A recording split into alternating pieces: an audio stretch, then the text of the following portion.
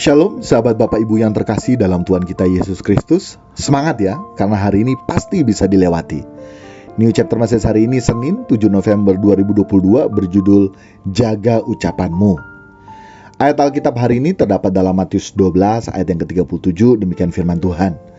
Karena menurut ucapanmu engkau akan dibenarkan, dan menurut ucapanmu pula engkau akan dihukum. Sahabat Bapak Ibu, jangan sangka ya kita bisa hidup seenaknya setelah kita menerima kasih karunia dari Tuhan.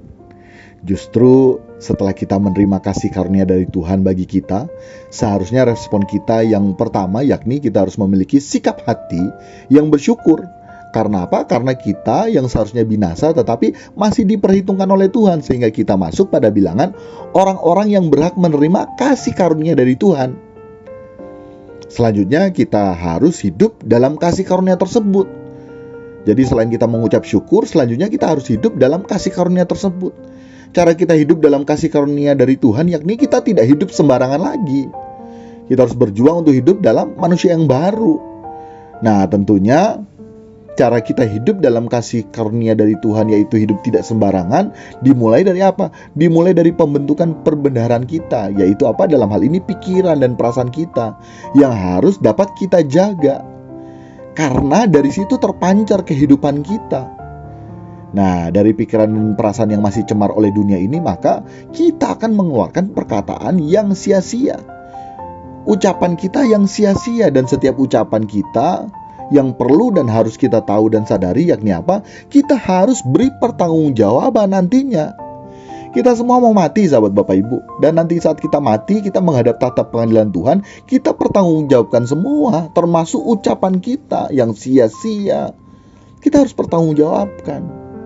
Apalagi diri kita yang masih cemar, maka otomatis ucapan-ucapan kita juga masih cemar. Nah, dan ada konsekuensi bahkan sampai pada kekekalan atas setiap ucapan yang kita ucapkan. Seperti tadi saya sampaikan, kita harus mempertanggungjawabkan di tata pengadilan Tuhan. Karena kita dapat dibenarkan menurut ucapan kita. Kita juga dapat menerima hukuman menurut ucapan yang kita ucapkan. Bukan cuma ucapan yang secara verbal atau langsung, tetapi juga yang tidak secara langsung kita ucapkan. Ucapan secara langsung, misalnya saat kita tidak suka dengan seseorang dan kita hendak menjelekkan orang tersebut, maka kita langsung mengucapkannya di depan dia.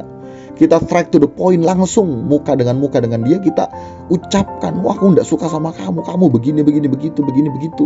Sedangkan ucapan secara tidak langsung yaitu saat kita ketemu dengan orang yang tidak kita sukai, kita masih bisa memendamnya. Nanti di saat orang yang tidak kita sukai sudah tidak bersama-sama dengan kita, maka mulailah kita beraksi menjelekkan orang tersebut kepada orang-orang yang lainnya.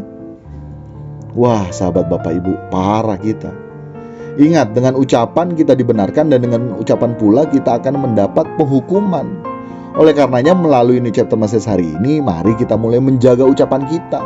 Kita harus hidup tidak tercemar oleh dunia ini, sehingga kita dapat mengeluarkan perbendaharaan ucapan juga yang tidak tercemar oleh dunia ini.